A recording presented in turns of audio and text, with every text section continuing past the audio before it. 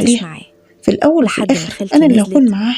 وهو كان أي نازل نعم، كده وراها، هو بس بيكون قبل ما متخيل واحدة ينزل قال تانية، لي بس أنا اللي على هكون فكرة معاه.